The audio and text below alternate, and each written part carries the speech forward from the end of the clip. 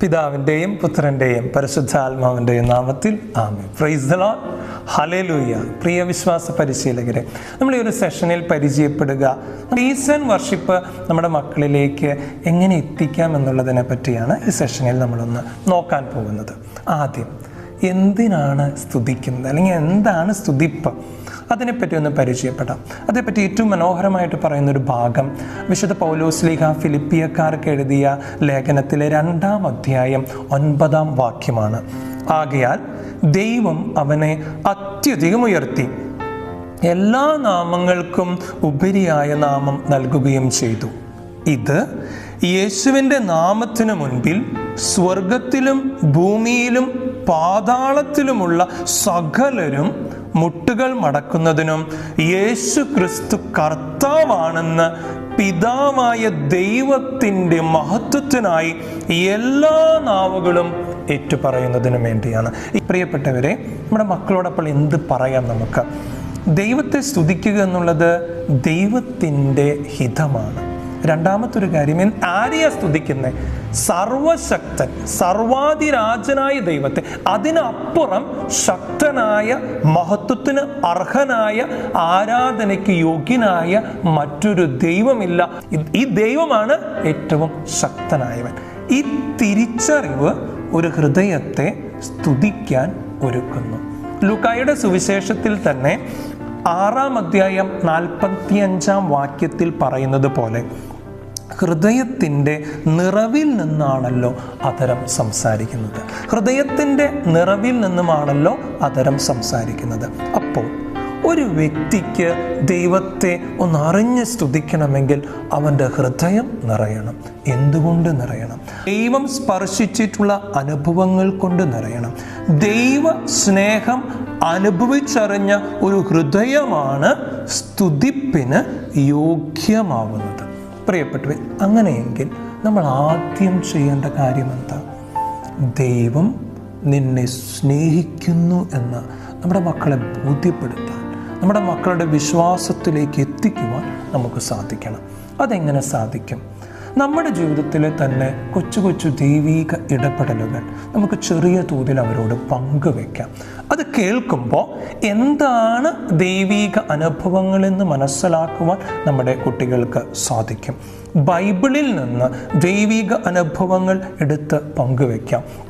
സ്തുതിപ്പിന് വേണ്ടി ഒരുങ്ങുമ്പോൾ ഏറ്റവും മനോഹരമായി എടുത്തു പറയുന്നൊരു ബൈബിൾ ഭാഗമാണ് ദാനിയേലിൻ്റെ പുസ്തകത്തിൽ വിവരിക്കുന്ന 3 യുവാക്കളെ തീജ്വാലയിലേക്ക് എറിഞ്ഞപ്പോൾ ആ 3 യുവാക്കൾ സ്തുതിച്ചു എന്നുള്ളത്.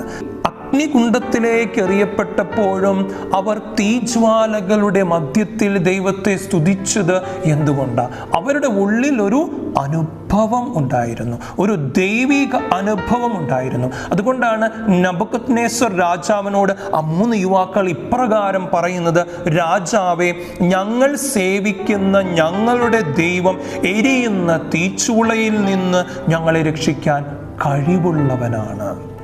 സർവശക്തനാണ് എൻ്റെ ദൈവമെന്നുള്ള ആ ഹൃദയം നിറഞ്ഞ അവസ്ഥയിൽ നിന്നും ആ 3 യുവാക്കൾ സ്തുതിക്കുകയായിരുന്നു. അതുപോലെ തന്നെ പ്രിയപ്പെട്ടവരെ, ഉത്ഥാനം ചെയ്ത് ക്രിസ്തുവിൻ്റെ മുറിവേറ്റ കരങ്ങളിൽ സ്പർശിച്ചുകൊണ്ട് തോമാസ്ലീഹ പറഞ്ഞില്ലേ, എൻ്റെ കർത്താവേ, എൻ്റെ ദൈവമേ. ഹൃദയം നിറഞ്ഞുകൊണ്ടുള്ള ഒരു പ്രൈസ് ആൻഡ് വർഷിപ്പായിരുന്നു അത്. അതുകൊണ്ട് ദൈവിക അനുഭവം നിറഞ്ഞ ഹൃദയം ഒരുക്കുക എന്നുള്ളത് പ്രിയപ്പെട്ടവരെ ഇതിൻ്റെ അടുത്ത തലമാണ്. എങ്കിൽ എങ്ങനെ ആ സ്തുതിപ്പ് നമുക്കവരെ ഒരുക്കാം? നമുക്ക് എങ്ങനെ അവരെ സഹായിക്കാം? പ്രിയപ്പെട്ടവരെ, പ്രാർത്ഥനയുടെ പല തലങ്ങൾ നമുക്കറിയാം. നിശബ്ദമായിരിക്കുന്നത് ഒരു പ്രാർത്ഥനയാണ്. വാചികമായ പ്രാർത്ഥന, വാക്കുകൾ ഉരുവിട്ടുകൊണ്ടുള്ള പ്രാർത്ഥന. അതിൽ തന്നെ ഉയർന്ന സ്വരത്തിൽ സ്തുതിച്ചും യാചനാരൂപത്തിൽ പ്രാർത്ഥിച്ചും ബൈബിൾ വചനങ്ങൾ ഏറ്റുപറഞ്ഞു, കൊച്ചു കൊച്ചു സുഹൃത ജപങ്ങൾ പറഞ്ഞു, സങ്കീർത്തനങ്ങൾ മാറി മാറി ചൊല്ലിയും ഇത്തരത്തിലെല്ലാം നമ്മൾ പ്രാർത്ഥിക്കാറുണ്ട്. ഈ പ്രാർത്ഥന തന്നെയാണ് സ്തുതിപ്പിൻ്റെ മറ്റൊരു തലം. പ്രാർത്ഥനകളിൽ ഏറ്റവും ശ്രേഷ്ഠമായ പ്രാർത്ഥനാ രീതിയാണ് ആരാധന. ദൈവത്തെ ആരാധിക്കുക. സ്വർഗത്തിൽ സ്വർഗീയ സിംഹാസനത്തിൽ ഉപവിഷ്ടനായിരിക്കുന്ന, മുഴുവൻ സമയവും മാലാഖമാരുടെ സ്തുതിഗീതങ്ങൾക്ക് നടുവിലിരിക്കുന്ന ദൈവത്തെ സ്തുതിക്കുക എന്നുള്ളത് ഏറ്റവും പരമപരിശുദ്ധമായ ഒരു പ്രാർത്ഥനയാണ്.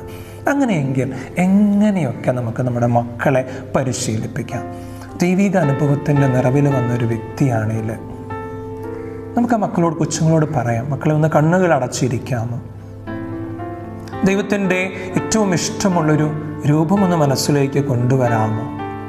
ഈശോയുടെ മുഖത്ത് നോക്കി ഒന്ന് പറഞ്ഞ്, എൻ്റെ ഈശോയെ ഞാൻ അങ്ങയെ സ്നേഹിക്കുന്നു, എൻ്റെ ഈശോയെ ഞാൻ അങ്ങയെ ആരാധിക്കുന്നു, എൻ്റെ ഈശോയെ ഈശോയെ ഈശോയെ ഈശോയെ എന്നുള്ള ആ നാമം ആവർത്തിച്ച് ഉരുവിടാൻ നമുക്ക് ആ മക്കളോട് പറയാം. യേശുവിൻ്റെ ശക്തമായ നാമം പല ആവർത്തി അത് ആവർത്തിച്ച് പറയുന്നു. പരിശുദ്ധാത്മാവിൻ്റെ ഒരു കൃപ, ഒരു പ്രചോദനമനുസരിച്ച് ഈ സ്തുതിപ്പിൻ്റെ തലങ്ങൾ പതിയെ ഉയരും. ഈശോയെ ഞാൻ അങ്ങയെ സ്നേഹിക്കുന്നു, ഈശോയെ ഞാൻ അങ്ങയെ ആരാധിക്കുന്നു, ഈശോയെ ഞാൻ അങ്ങയെ മഹത്വപ്പെടുത്തുന്നു. ഈ വരികൾ തന്നെ നമുക്ക് ആവർത്തിച്ച് പറയാം. കരങ്ങൾ കൂപ്പി പറയാം. കരങ്ങൾ ഹൃദയത്തോട് ചേർത്ത് വെച്ച് ഈശോയെ ഞാൻ അങ്ങയെ സ്നേഹിക്കുന്നു, ഈശോയെ ഞാൻ അങ്ങയെ സ്നേഹിക്കുന്നു. ആദ്യ സമയങ്ങളിൽ ഏറ്റവും ലളിതമായ ഇത്തരമൊരു രീതിയിലൂടെ നമുക്ക് ഈ സ്തുതിപ്പൊന്ന് പരിശീലിപ്പിക്കാനായിട്ട് ശ്രമിക്കാം. അല്പമൊന്ന് സ്വരമുയർത്തി ഈശോയെ എന്ന് വിളിച്ച്, എൻ്റെ പൊന്നീശോയെ എന്നൊന്ന് വിളിച്ച് ഗാനങ്ങൾ ചേർത്തിട്ട് ഈ ആരാധന നയിക്കുക എന്നുള്ളതാണ്. ആരാധനയ്ക്ക് ഈ സാഹചര്യം ഒരുക്കുക. ഇത്തരത്തിലുള്ള പാട്ടുകൾ, ആരാധന സ്തുതി ഗാനങ്ങൾ പാടിക്കൊണ്ട് പാട്ടിൻ്റെ കീർത്തനങ്ങൾ ആലപിക്കുന്ന ആരാധനാ ശൈലിയിലേക്ക് നമുക്കവരെ കടത്തിവിടാം. അങ്ങനെ ഗാനങ്ങൾ ആലപിച്ച് പാട്ട് പാടി സ്തുതിക്കുന്നത് മറ്റൊരു രീതി. കൂടുതൽ സജ്ജമായി കഴിയുമ്പോൾ കരങ്ങളൊക്കെ ഒന്ന് ഉയർത്തി, എൻ്റെ ഈശോയെ ഞാനങ്ങയെ സ്തുതിക്കുന്നു, ഹല്ലേലൂയ, എൻ്റെ പൊന്നീശോയെ ഞാനങ്ങയെ സ്തുതിക്കുന്നു. ഹൃദയം നിറഞ്ഞൊരു വ്യക്തി അത്തരമൊരു സ്തുതിപ്പിന് സ്വാഭാവികമായും തയ്യാറാകുന്നു എന്നുള്ളതാണ്. ഇതെല്ലാം സ്തുതിപ്പിൻ്റെ വ്യത്യസ്തമായ ഭാവങ്ങളാണ്, ഈ രീതികളാണ്. പ്രിയ വിശ്വാസ പരിശീലകരെ, ഇത് നമ്മുടെ മക്കളിലേക്ക് എത്തണമെങ്കിൽ ആദ്യം നമ്മൾ ഈ അനുഭവത്തിൽ എത്തിയവരായിരിക്കണം. എൻ്റെ ഹൃദയം തുറന്ന് ഈശോയെ സ്തുതിക്കാനുള്ളൊരു അഭിഷേകത്തിന് വേണ്ടി, കൃപയ്ക്ക് വേണ്ടി ഞാൻ പ്രാർത്ഥിക്കണം. കാരണം ഇത് പരിശുദ്ധാത്മാവിൻ്റെ കൃപയാണ്. കൃപയിൽ ആശ്രയിച്ച് ഇത് ചെയ്യാൻ പറ്റും. അല്ലെങ്കിൽ അത് വെറുമൊരു അതര വ്യായാമം മാത്രമായി മാറും. പ്രിയപ്പെട്ടവരെ, നമ്മുടെ മക്കൾ ദൈവിക അനുഭവം, ദൈവിക ഇടപെടലുകളെ തിരിച്ചറിയുന്നവരാകാൻ വേണ്ടി പ്രാർത്ഥിക്കാം. അതിനുവേണ്ടി നമുക്കവരെ സഹായിക്കാം. സർവശക്തനായ ദൈവത്തെ സ്തുതിക്കേണ്ടതിൻ്റെ ആവശ്യകത, സ്തുതിപ്പിൻ്റെ ഭാഗങ്ങൾ ബൈബിളിൽ നിന്നും എടുത്ത് പറഞ്ഞു കൊടുക്കാം. അപ്പസ്തോലന്മാർ ജയിലുകളിൽ ആരാധിച്ചത്, സിംഹക്കുഴിയിൽ ദാനിയേൽ ആരാധിച്ചതുപോലെ മറിയം ആരാധിച്ചത്, സങ്കീർത്തനങ്ങൾ മുഴുവൻ സ്തുതിപ്പാണ്. അങ്ങനെ ബൈബിളിൽ നിന്നും സ്തുതിപ്പിൻ്റെ ഭാഗങ്ങൾ അവരോട് പങ്കുവയ്ക്കുക. 3, പരിശുദ്ധാത്മാവിൻ്റെ കൃപയ്ക്ക് വേണ്ടി പ്രാർത്ഥിക്കുക. ദൈവം നമ്മളെ അനുഗ്രഹിക്കട്ടെ.